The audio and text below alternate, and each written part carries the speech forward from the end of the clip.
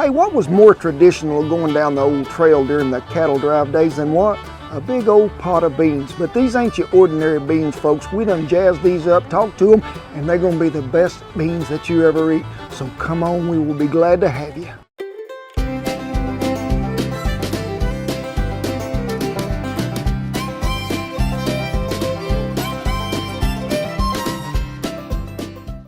Hey, thank y'all for stopping by camp, and camp might be in a different spot, and done got one of them drive-bys that we have. We're in Lebanon, Missouri at an annual event, Wagons for Warriors. And folks, this is the largest chuck wagon gathering that I know of in the world, and there'll be around 30 here today, and we're gonna raise money for a great cause, we are. But what are we talking about, and what could be more traditional than when you got a bunch of old wagons gathered around? Old wagon food. I'm thinking about something that really goes with it. You know, there was always coffee and there was biscuits, but a thing that was there every meal, I guarantee you, was beans. Yep, that's what I'm talking about. And we're going to go through this little process and show you what I think beans need to be and how they need to be spiced up, talk about the different kinds of beans and the history they played in the part of the trail going down through there to feed them cowboys. What did they eat going down the trail? Oh, they pulled up to Mickey D's and said, hey, I'm at the drive-up window. Folks, none of that ever existed back then, and I think the food was probably better. Now, old Cookie, he had a job to feed cowboys, and back there during the trail drive days, there was not 3 meals a day. There was a very early morning meal and a late night meal. Some of them guys would be trading off in shifts of watching cattle, and some of them eat at this time, some of them gonna eat at midnight. So old Cookie, he had a lot of stuff to keep going. And the thing that he always had on the fire, coffee and beans. Now, beans was easy for him to take, because remember, there's no refrigeration. We ain't talking about we're gonna have none of this just stuck in an ice chest somewhere. He had all dry goods, dried coffee, sugar, flour, beans. You gotta have some of them beans. Now, most of the time back during Cookie's days, they were cooking a lot of pinto beans, but also they were cooking a lot of Anasazi beans. And even more than that, they were cooking some kidney beans. Now there's little green beans, there's lima beans, there's white navy beans, there's all kind of beans in the world. But a pinto was the go-to bean. Now, he'd get them in probably a 50-pound sack, throw them in the wagon there, and he'd just dip out of there with an old coffee can or a pot, what he thought they needed. Now, when I'm feeding beans, I use a pound of dried beans to feed 10 people. That'll usually get you by. But folks has always asked me, what kind of beans do you like to use? Well, if I'm buying pinto beans, I really prefer Casserole brand. They've always been good and clean for me, and you can even buy them at Sam's pre-cleaned beans, so you ain't got to do what? Go through here and pick the rocks out, and like this little bean right there, see him, Shin? What's wrong with him? He's a little shriveled up bean. Oh. He didn't get to make the trip. And you be picking out them rocks if there's any in there. Now, also, a very important thing that you got to remember when you're cooking beans is you count them beans. You go all the way till you get to 39, and every 41, you throw it out. That way you ain't gonna have no gas in there. But get your beans. Today we're mixing kidney beans and pinto beans together. I got a bean pot over there, and we're gonna let the water warm, and then we're gonna pour the beans in. Now, we done got them dried, picked, and clean. I left that one out there so y'all could see what we was doing and going on. But go through there, get them rocks. Grandma said leave the rocks in there, they'll float to the bottom, and if you get them, it's good for your gizzard. So now traditionally when I make them, I'm just usually most of the time using jalapeno, onion, garlic, cilantro. But back then, old Cookie had a very wide selection of old dried peppers that he took with him on the wagon. I like to use an ancho or a cascabel or a guajillo chili. They're gonna add so much flavor to this. Now remember, our water done warmed. So we're gonna go ahead and dump these beans in there. And I hear some of you out there already saying, he probably gonna soak them beans. Folks, I think I'm probably about 2,600 foot elevation. I'm not gonna soak that beans because that old stove standing behind Shan there, known as Bertha, she will reach temperatures unknown to NASA, and she will boil beans in about 2 hours and have them done like you cooked them all day. But I have had to soak my beans a lot, going in different places where there was what? High altitude. Beans cooking at sea level versus 7,000 foot versus 10,000 foot are gonna cook totally different. Now, if you're in them places like that, I like to soak my beans, like put them in an ice chest, get the water good and cold, pour the beans in there, let them soak overnight, but make sure that water stays cold because you don't want them beans to sour. And then you can rinse them, drain them off, go back to starting them at that. But I have also cooked them really slow from like 6 o'clock in the morning till 6 o'clock at night with just a little bitty fire, and get them done. But folks, a lot of people soak them beans. I don't see a need in it till you get up there at a very high altitude. So we done got our kidney beans in there, our pinto beans. Now traditionally, old Cookie probably wouldn't have had no ham hock. I do love a ham hock, but he would have probably used salt pork or some old jowls or some old fatty bacon that maybe he had left over there, some side meat. So we're gonna chunk him in there. And guess what we got here? We have got us some guajillo chilies. And we're gonna break out the, what you call it, Shen? What do you call this? Remember? Mortar and pestle? Yeah, but there's another name for it that I can't remember. Masher. Yeah, I'm gonna call it the masher. So them chilies has been roasted some, and I just want you to just take them and just grind them up a little more. Because when you break these down like that and go ahead and put them in there with them beans, we're gonna get some of that good old rich traditional flavor, but we're gonna get some of that good smoky flavor that it brings out too. And they ain't gotta be finely ground. I just want them where they're in pretty small pieces, because that hot water gonna work a number on them too. So get them in there. A garlic clove, and it is a big one of them elephant ear garlics. And old Cookie had one of these hanging, I'm pretty sure, right there, an old hash knife. This is the best chopping device I've ever seen in my life, but I like to mash them garlic, give them a little bitty mash in there.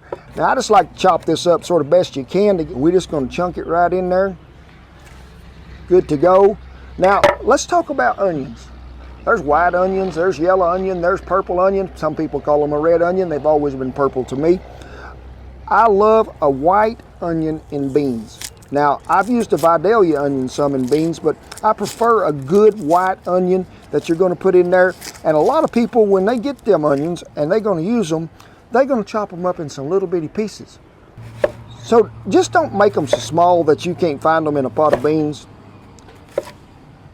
And I think a white onion holds up really well and really gives some natural flavor. So 2 onions is what we're using today with 4 pounds of beans. And I like to use 2 jalapenos. Now, Shan know if it's me, I ain't gonna get the seeds, the stems, nothing out of them. And that's the way it's gonna be today, because this is for me and my friends. And we like our food to bite back. Now, if you don't want yours that hot,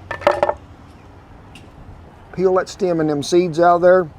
You'll be good to go. You won't even know it's got a pepper in it. We got the onions in there. We got the jalapeno. We got the dried chilies in there. And what else do we have in there, Shan? Do you remember what else we might have snuck in there? Some beans and some garlic, yeah. And folks, I love to put some cilantro in mine, but not fresh. Now, a lot of people tell me, why don't you use fresh cilantro? To me, it tastes like soap. To a lot of people, it tastes like soap. Shan, she be loving it, but not so much me. I love to use dried. So I'm gonna get me probably I'd say nearly 1/4 of a cup for 2 pounds of beans, which is, the wind is blowing. So we're gonna put about that much in there. And I want y'all to meet me at the fire. Woo, look at what I got here. I have got the Cadillac of all Berthas. Me and Rich and the good folks at Hasty Baked Grills there in Tulsa have went off the old Bertha pattern and made this one. Some of you might have seen it in our fried onion video that come out, the Oklahoma fried onion burger. Woo, them things is good. Cookie didn't have one of these. So on some ranches, early 1900s, late 1890s, you might have seen another little wagon hooked to the back end of that one, which was called a pup wagon. And there might have been a little old 2-hole stove in there, and he just dump it out and cook with it. Now, a lot of them didn't have it, but some did. I like this because, folks, I ain't bending over on the ground, letting everything blow in my gravy and eggs. We designed this just like the original old Bertha. I'm gonna take an eye out of it because Bertha has really, really hot, and then when you take an eye out, it's got, I'm gonna get some kind of that hot. So we're just gonna put this over, and we're just gonna let it begin to simmer, and then we're gonna let it begin to boil. We're gonna give it one little stir right now, and some of you said, wait, he ain't seasoned that. Well, folks, I don't like to season my beans till they start cooking pretty good, because if you just put it all in there at one time and keep cooking it, you done boiled most of the flavor out of it. So we're gonna stir them up, let them come to a good rolling boil, and I'll meet you back over here at the fire and I'll show you what else is going in them. Well, old Bertha has done her job. We've been on about probably 10 or 12 minutes, and we have got us a good low simmering boil, as you can see in there. And let me pull them up. You can still distinguish between a kidney bean and a pinto bean. And guess what, folks? It is time to season at this point right now. We ain't gonna season at the first, remember, because you're gonna boil some of that away.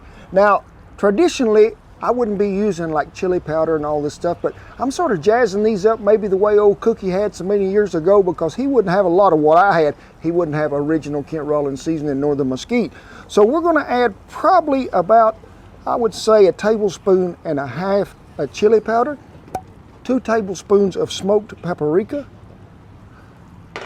about 1 tablespoon of cumin, if we can get it in there for the wind blowing. And then we're going to use some of our mesquite seasoning, which has got some ancho chili in it. Now, folks be telling me, oh, is that really spicy? No, it's just the right blend to give you a little bit of a touch of heat, but also a lot of that smoky flavor. Probably about 1 tablespoon, and then about 1 tablespoon of our original.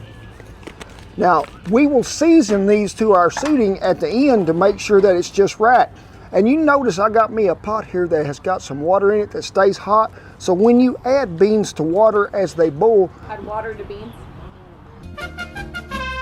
remember when you're adding water to beans as they boil, and we want them to come to a boil and just watch them, just let them simmer there. But you need to put hot water back in there when you're adding it, not cold water. Ain't no sense in shocking them little fellers. You done got them all hot and warm and toasty in that bathtub. Don't be pulling some cold water on them. Keep you some hot water going. So we got her stirred. We're gonna let them cook till they get, that was hot. I just want y'all to know when you pick that up, that was hot. We're gonna let them get really good and tender, and I'll show you a trick there to last. When you pull that bean up out of there and the skin cracks, we're getting pretty close.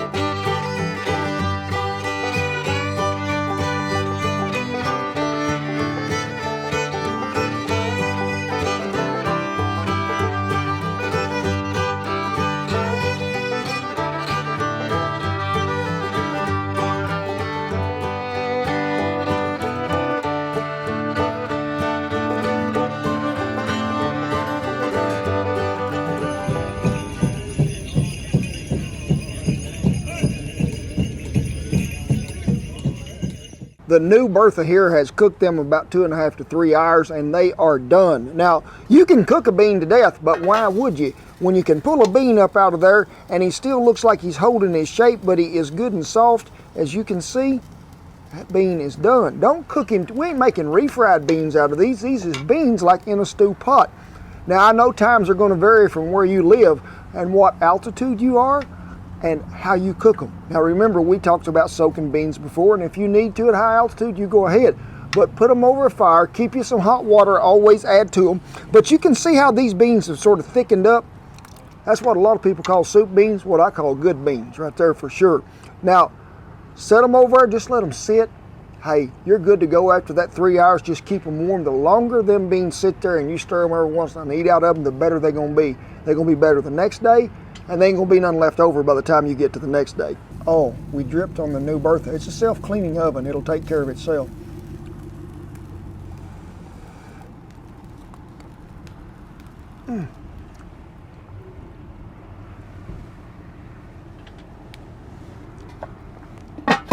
That's a wrap. I'm through. Them are fit to eat. We're done. And then we're gonna do the bean move. Oh, yeah, them was so good, them beans was. I mean, that's what's happening. I'd say you've had enough. Now, remember, when you're cooking beans, add whatever you want to in there for a meat source, whether it be chorizo, ham hock, salt pork. But if you're using a salt pork, don't salt them beans or don't use so much seasoning, because you're gonna get a lot of that salt off the salt pork.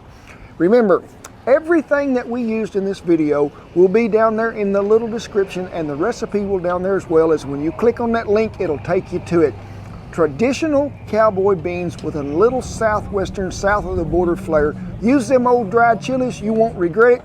Thank you, Steve Hull and the fine folks at Lebanon, for this great event that we do. And as always, I salute all our servicemen and women and all the veterans who have kept that old flag flying over camp for so many years. God bless you one and all. And for y'all, hey, guess what? I'm gonna see y'all down the I Make the Best Beans in the World Trail. God bless you. Are you taking us down the brisket taco road now? No, we are going to go down the brisket taco trail. Let's have a happy dance. Come on now, everybody. Keep going, keep going. Here we go, come on. Happy dance time. Gotta keep going, happy dance!